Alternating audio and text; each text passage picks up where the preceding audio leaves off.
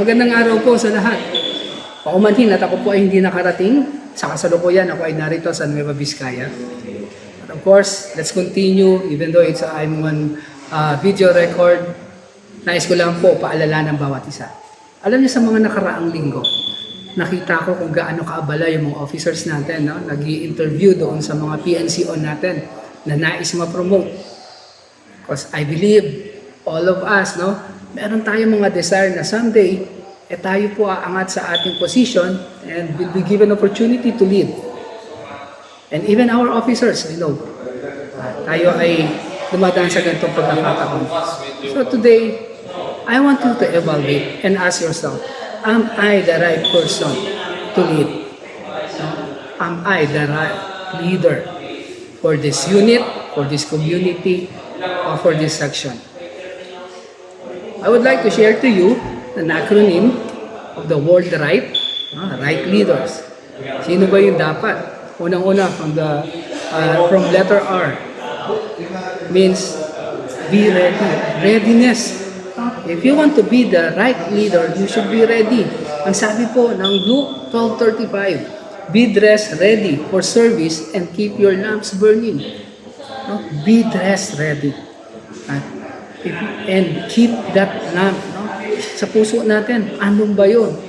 Na tayo ay handang-handa. Now, there are three ways na dapat maging ready tayo, or three aspects of our life. Unang-una is our head, our heart, and our hand. Intellectually, are we prepared? Are we ready? Have we pushed ourselves to learnings? Have been undergone with all the trainings that we needed? And then our heart. Because time will come, as you lead, meron tayong mga bashers. Sila yung babanat sa atin. So, is that heart ready? In your hand. No? It means, are you ready for work? Are you willing to sacrifice more time to be on that place of work? To be a right leader, you must be ready.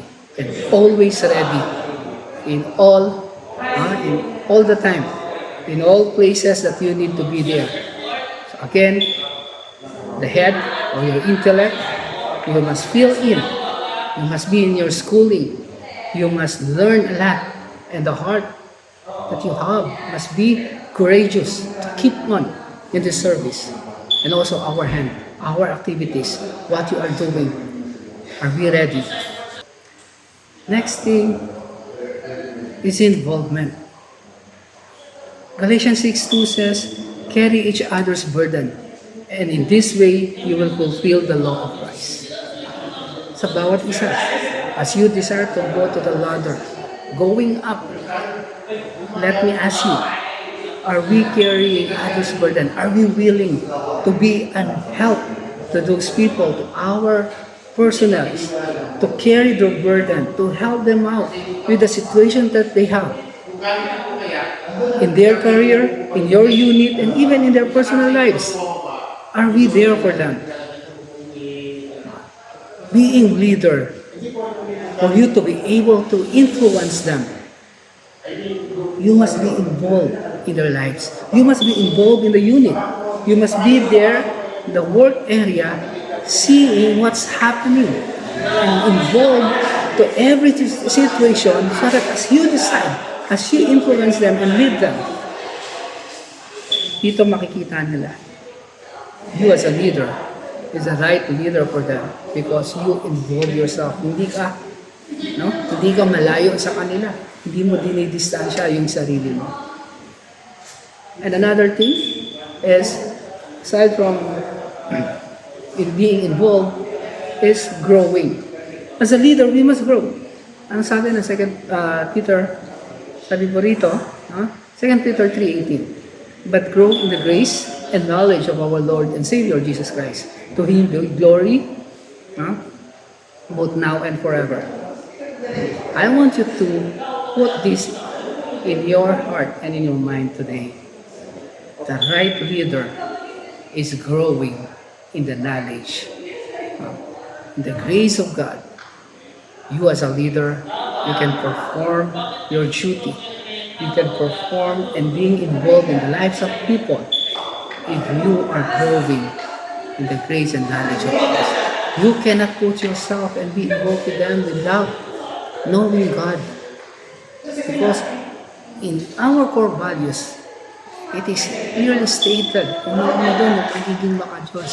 And part of that, being maka-Diyos, that will help you na tama ang iyong involvement sa buhay ng ating unit.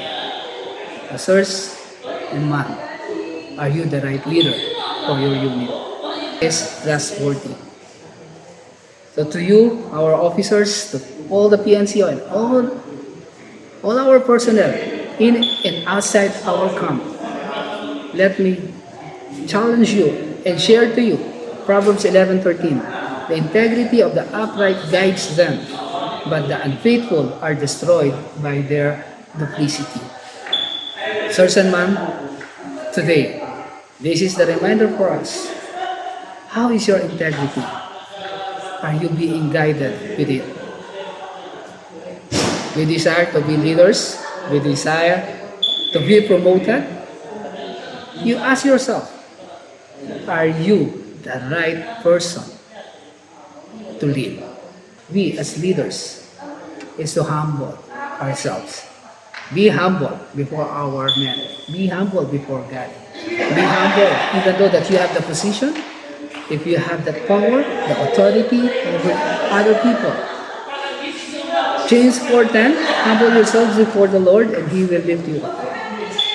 I am telling you right now, kung tayo po ay matututo na magpakumbaba, ang Panginoon mismo ang nagtataas sa kanyang mga anak.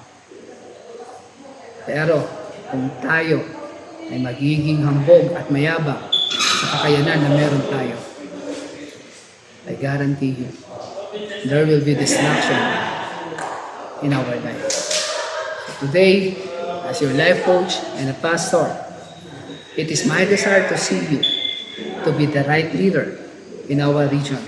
To all of you, may God bless you all. Let's keep it up. Our region will be the best region in our country. Praying for you all and see you soon. God bless us. Thank you.